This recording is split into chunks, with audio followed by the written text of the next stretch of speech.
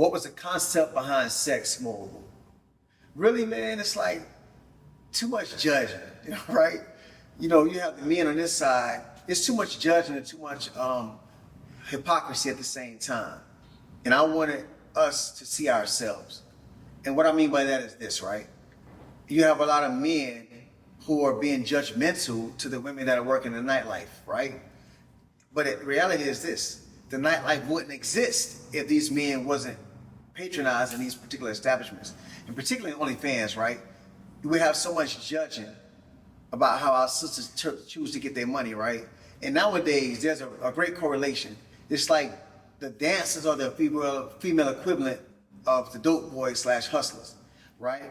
And so I kind of wanted to show what would happen if we drop the barriers, drop the judgments, and just put love in the middle. So now you have a guy like Amon from this side of the tracks. He's a hustler, and he looks down on women who get their money by their curves, who hustle with their curves, right?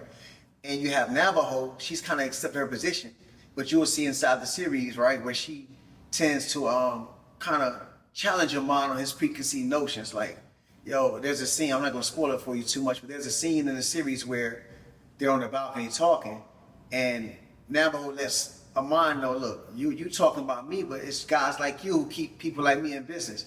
So pretty much that's the crux of it. That particular scene kind of illustrates what I wanted to do with Sex Mogul. Stop the judge and stop the hypocrisy and put love back into the mix. So that was what I wanted to do. That was the ultimate goal of Sex Mogul. And with some small addendums to that, I wanted us to see how we treat each other, because that's what's most important, man. Drop the labels, drop the titles, and let's get back to the love. One of my favorite characters in the movie is Pretty Ricky, believe it or not, right? Pretty Ricky is played by brother Jay Young, MDK, who's a phenomenal artist in his own right.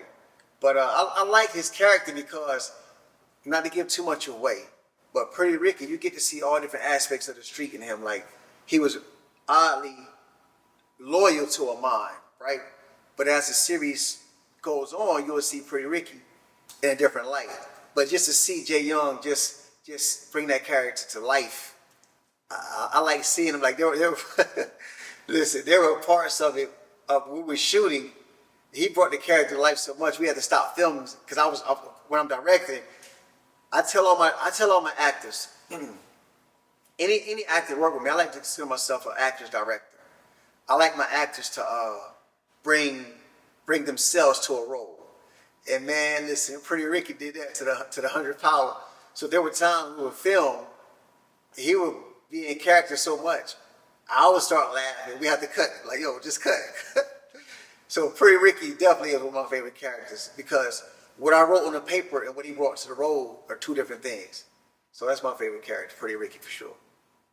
The first season has just 4 episodes, right? But the second season, I just finished writing it, in fact, literally like yesterday. I don't know when you see this, but I finished writing it yesterday. So it's going to be definitely a second season. And I will say the second season is going to be a lot more impactful. Again, a lot more, the better writing, better acting, it's dope. So I can't wait. You guys are just seeing the first season. That's dope. But I'm excited for the second season because, like I say, coming from the book world, writing scripts is all just a different type of discipline. And each one I get better and better. So I really think I'm in my bag with season 2, man. Like, yo, you're going to feel it. See the arc of the characters and where we take the story. It's nothing short of amazing. So I'm excited. And directing Sex Mogul, it was an amazing experience. So on the pen-to-pen sets, it's all about energy, right? And prior to Sex Mogul, like with the setup, I was still kind of learning certain things about filmmaking. So I relied on my team a lot more. And so I was able to bring all the things I've learned from those projects to this one. And it made me a better director. Just phenomenal. Being able to see what I wrote on those pages come to life. Seeing those actors bring everything to life. It's just like an out-of-body experience. It's by far, other than fatherhood, of course, one of the most enjoyable experiences. Okay, so in part, let me say this, right? In the words of the late, great Pimp C, pimping ain't dead, just moved to a website, right? So one thing I do when I tell stories, I'm always tasked with telling stories that are authentic to the era in which we live, right? Whether I'm writing my books, whether I'm writing movies, I approach it all from this, right? 100 years from now, if somebody came to America, Earth, or our grandkids wanted to know how we lived during our time, I want my art to be the backdrop to that, to show them what's going on. So that being said, in the digital space is where a lot of money is being made. You don't really have to go to a strip club anymore. You don't have to go rent DVDs anymore. Everything goes on the web. So I wanted to find a creative way of showing the different ways that we make money. You know what I'm saying? That in this era that we're in, a different way that we make money. So that's part of the aspect of it. And as far as the research, like I say, I live in Atlanta. But that being said, I have someone very near and dear to me who make a lot of money online as well. And of course, I pick their brain to see the accuracy of what I'm writing, because that's not my space. I've never ever subscribed to OnlyFans or any other website, but I do know there's a lot of people that do. And again, my job as a storyteller is to tell the stories that are authentic to the area in which we live. So I know I research and have conversations with people and whatnot, and that's where I got the content from. You know, obviously, any writer, I think any writer is going to have himself as a muse when he's writing from a male standpoint, right? So the answer to your question is, yeah, I do. Of course, I kind of based mine on myself as far as his charisma, as far as him getting to the money, as far as, you know, him only liking a certain type of woman. And so Amon was kind of, I see a lot of myself in Amon. Also, it's crazy, right? Because I write these stories, but it's almost as if they come to fruition in certain parts of my real life, right?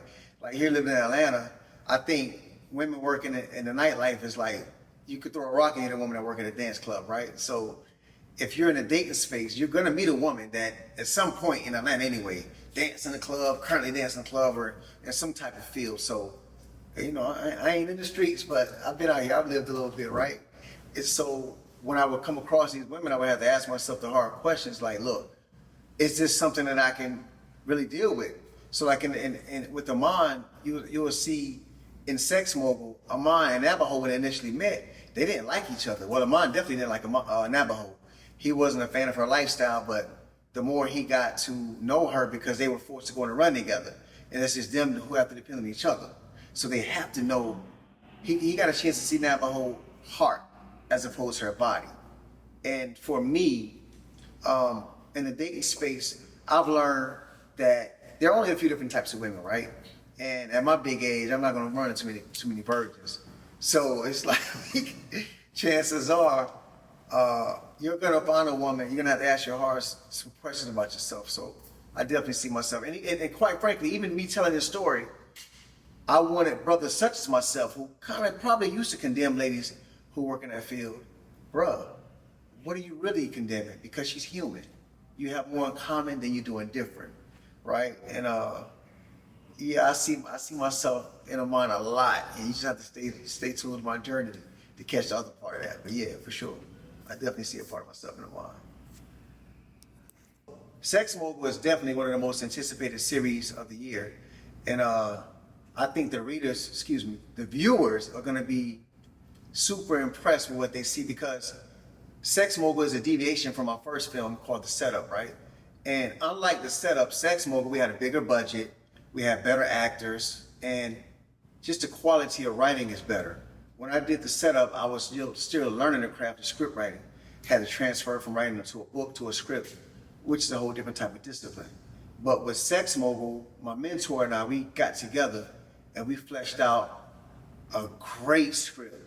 And then we shot, you know, my team, I had a great team that I worked with, and we shot something that is going to be epic, and I think it's going to be remembered for generations to come. Not just for the content, but just for the quality of the acting, the quality of the filming, everything. We got a winner here. Without a shadow of a doubt, we got a winner. And I'm excited.